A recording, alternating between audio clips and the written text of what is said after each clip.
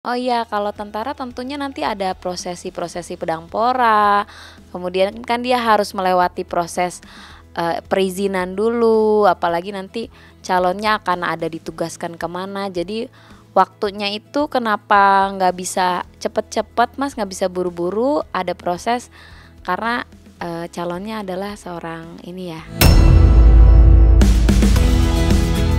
Bismillah aja, doain aja ya Mbak. Makasih Mbak, doain aja ya. Bismillah aja, bismillah. Tentunya pasti ada request-request, tapi nanti belum sampai ke final gitu. Amin, amin, amin, doain aja. Ya doain aja yang terbaik pastinya. Senang banget, alhamdulillah bersyukur. Doain yang terbaik buat anak saya. Terima kasih banyak.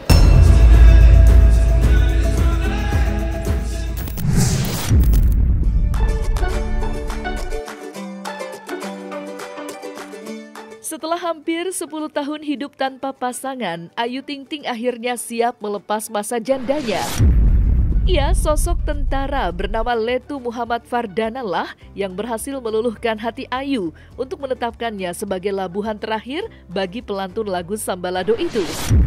Terbukti serius, keduanya pun telah melakukan prosesi lamaran yang digelar pada 3 Februari lalu. Dengan balutan serba putih, Ayu yang awalnya merahasiakan prosesi tersebut akhirnya mengunggah momen bahagianya melalui akun media sosial miliknya. Dalam potret yang dibagikan oleh Ayu, terlihat ibu satu anak itu nampak bahagia bersama kedua orang tua serta Bilkis yang terlihat sudah dekat dengan calon ayah sambungnya itu. Diketahui pula jika Ayu Ting Ting dikabarkan akan melakukan prosesi pernikahannya dalam waktu dekat ini. Sebagaimana rencana itu digadang-gadang telah diplanning oleh Ayu dan Fardana bersama salah satu wedding organizer yang juga terlibat pada prosesi lamaran kemarin. Dan seperti inilah penjelasan pihak wedding organizer perihal rencana pernikahan Ayu Ting Ting dan Letu Fardana yang diprediksi akan digelar secara meriah.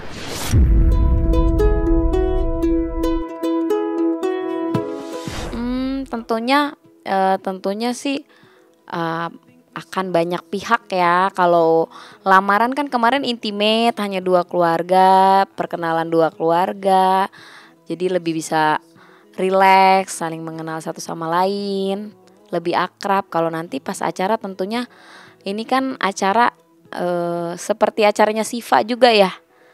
Jadi nggak ada pengecualian, semuanya pasti ikut diundang gitu. Tamu undangan itu pasti tentunya kalau Ayu, kemudian Mas Dana juga banyak relasinya, keluarga Mas Dana juga banyak relasi, pasti banyak sih Mas itu undangannya. Tentunya pasti ada request-request, tapi nanti belum sampai ke final gitu. Prosesnya alhamdulillah kemarin baru selesai acara lamaran tanggal 4 Februari.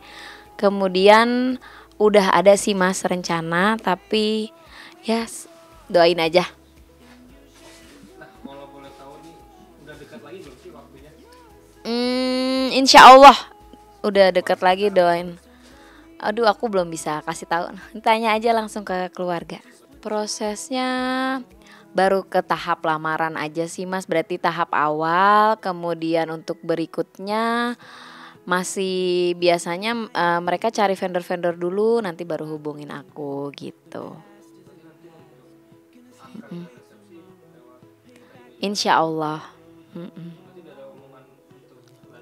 Kalau lamaran kan biasanya emang pembicaraannya untuk ke jenjang yang berikutnya. Lamaran kemarin konsepnya Melayu, karena dari Sumatera ya, Mas Dana dari Sumatera, kemudian Mbak Ayu kan juga Betawi, lebih kesannya lebih Islami ya Mas.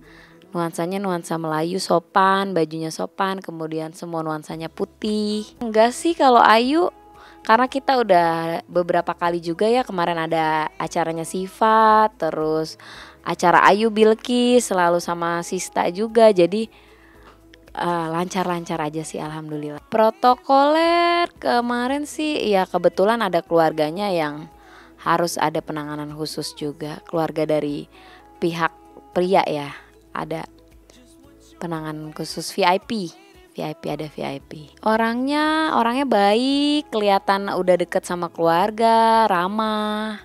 Sama semua orang ramah, sayang sama Bilqis, sama Ayu. Cocok ya, wajahnya kan juga mirip gitu. Kelihatan sih sosoknya bertanggung jawab.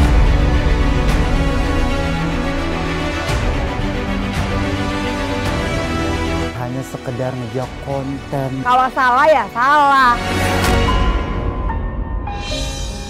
Bisa berlatih. Saksikan bersama saya Vista Putri pukul 18.00 hanya di Cumi. Visit di cumi-cumi.com.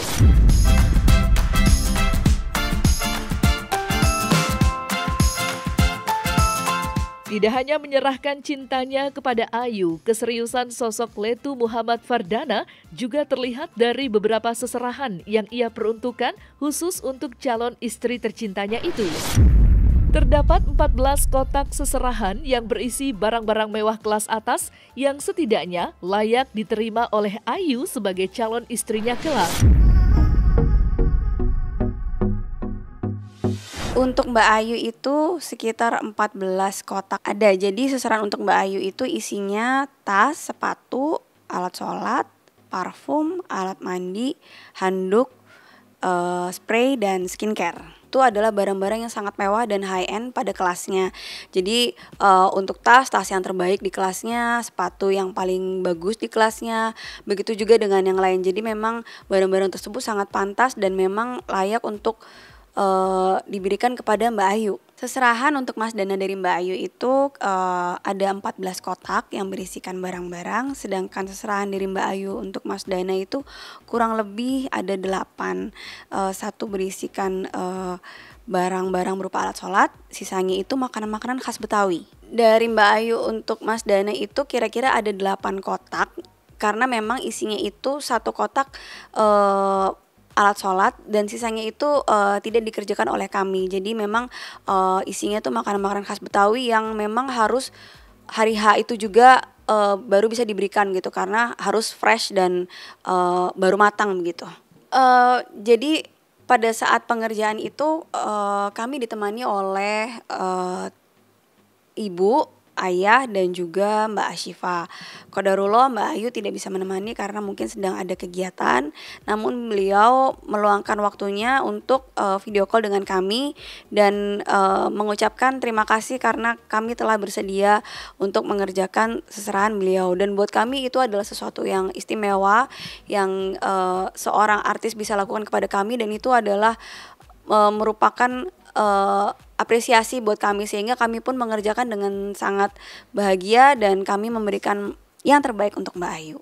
Tentunya bahagia dan senang ya, soalnya Mbak Ayu kan memang public figure yang sepertinya semua yang beliau lakukan itu menjadi panutan gitu. Jadi terlibat dalam acara ini merupakan kebahagiaan dan kebanggaan tersendiri buat kami. Dan karena juga Mbak Ayu itu setahu kami selarangnya sangat tinggi dan punya standar yang tinggi untuk beberapa karya seni. Jadi ditunjuk sebagai vendor untuk menghias barang-barang seserahan beliau itu adalah sesuatu yang sangat istimewa buat kami. Jadi kami itu dihubungi kurang lebih seminggu sebelum acara dan kami mempersiapkan sangat cepat sekali karena memang acaranya itu kan kalau nggak salah hari Minggu dan kami sudah ke rumah beliau itu hari Kamis. Jadi waktunya sangat singkat. Tapi Mbak Ayu itu semuanya sudah tersiapkan dan terkoordinir dengan baik dan terencana juga dengan baik sehingga pengerjaannya pun bisa dilakukan dengan cukup cepat. Cinta itu mempertemukan. Hal itu bisa membuat seseorang sampai ke titik terendah dan tergelapnya. Cinta itu menyatukan. Mereka tahu nggak hal-hal lain di luar itu? Hal-hal apa yang saya lakukan untuk Lesti? Cinta itu memisahkan. Kalau orang tua gua pada akhirnya tidak menganggap gua anaknya lagi. Bahkan kadang cinta itu juga meninggalkan. Satu saat gua kenapa-napa, dibunuh misalnya. Anak saya nikah, kenapa yang jadi walinya itu bukan saya? Tapi satu hal yang pasti, cinta itu punya kekuatan. Alvin in Love, cinta untuk semua. I think we started something, gonna tell the world again. Oh, you're so beautiful. Meski tengah diliputi oleh rasa bahagia, Ayu Ting Ting nyatanya masih belum mau terbuka untuk membeberkan perihal tanggal pernikahannya. Ya, terdapat faktor yang membuat pedangdut asal Depok itu enggan terbuka untuk memberitahu kapan dirinya akan melangsungkan pernikahan. Namun, menurut kabar yang beredar, pernikahan Ayu Ting Ting dengan Letu Fardana diketahui akan berlangsung lama, lantaran calon mempelai pria yang diharuskan mengikuti aturan yang telah ditetapkan oleh TNI. Sebagaimana hal itu juga dirasakan oleh aktris Juliana Muchtar yang menyandang sebagai istri dari seorang anggota TNI. Lantas, apa sajakah yang harus dilalui oleh Ayu Ting Ting dan Letu Fardana jika ingin melangsungkan pernikahan nantinya?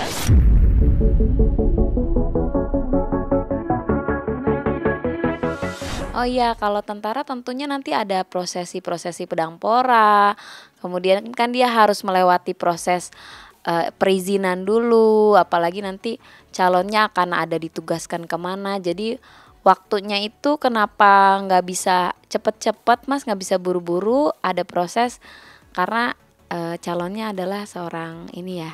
Ya harus ada perizinan, kemudian dia kan masih tugas di luar Jakarta gitu.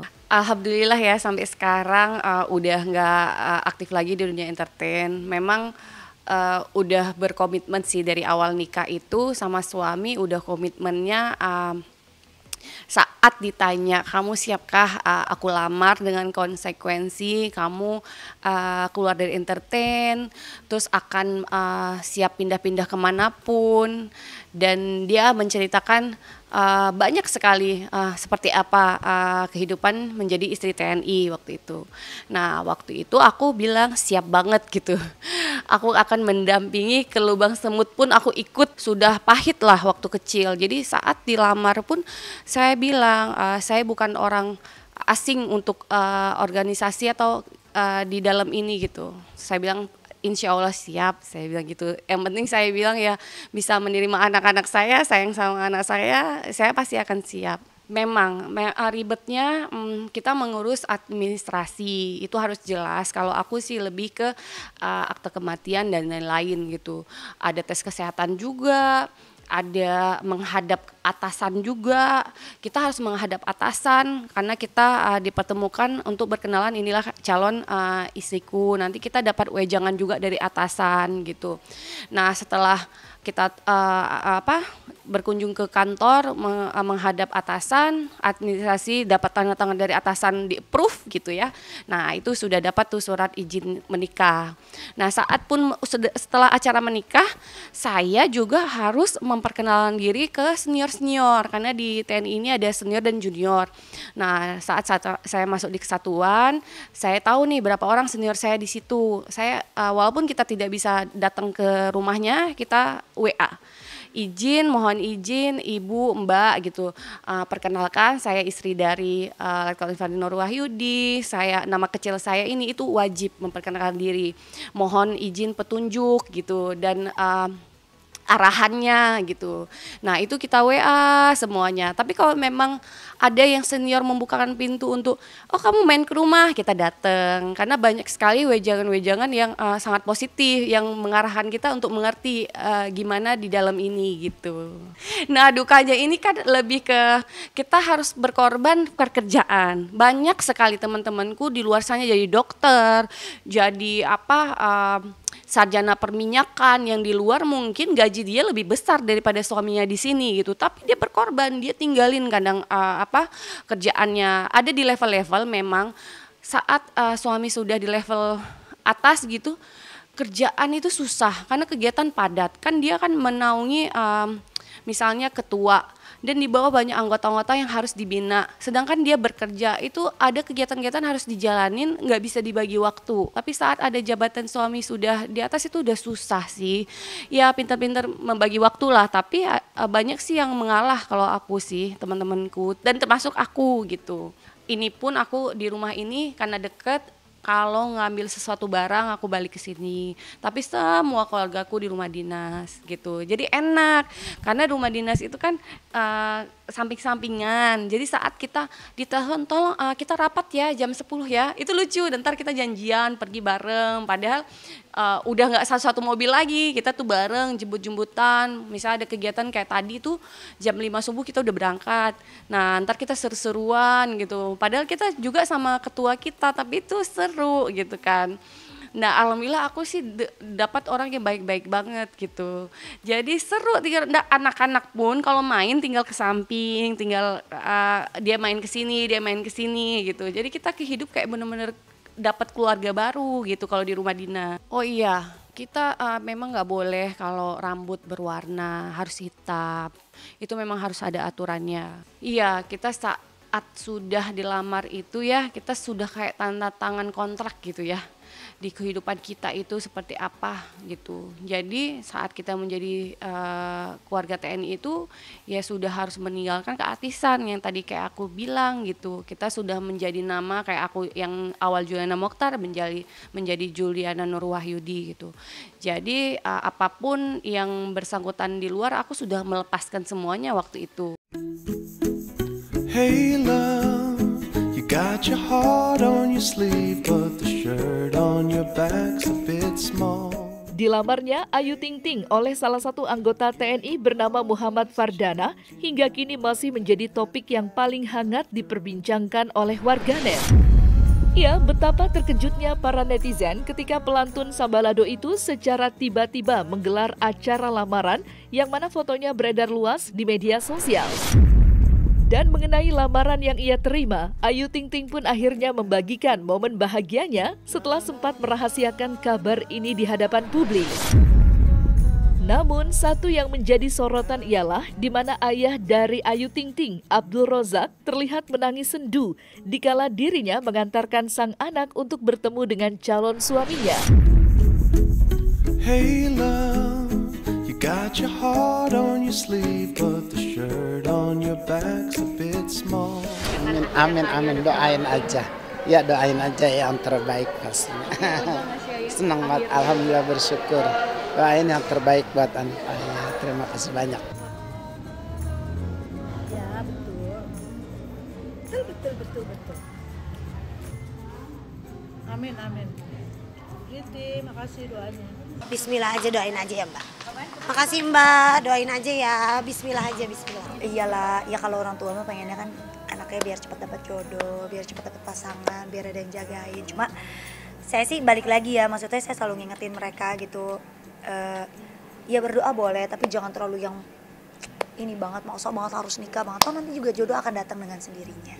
Saya juga nggak pengen kan Mas, maksudnya saya takut gitu, bukannya bilang takut juga bisa dibilang takut ya.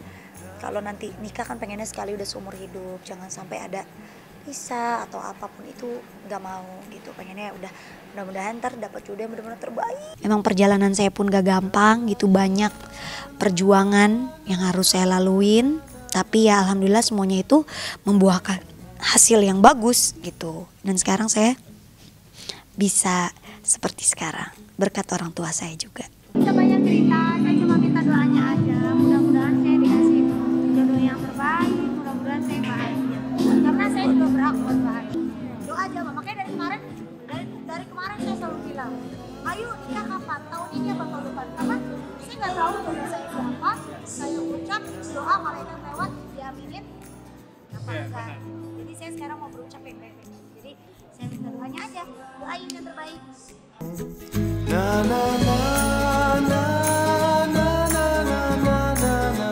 Nah, selesai sudah Cumi Lovers, saksikan terus Cumi Camp In-Depth, kabar lengkap, mendalam, dan akurat dari narasumber terpercaya. Dan jangan lupa untuk like, subscribe, dan juga share channel YouTube Cumi Cumi.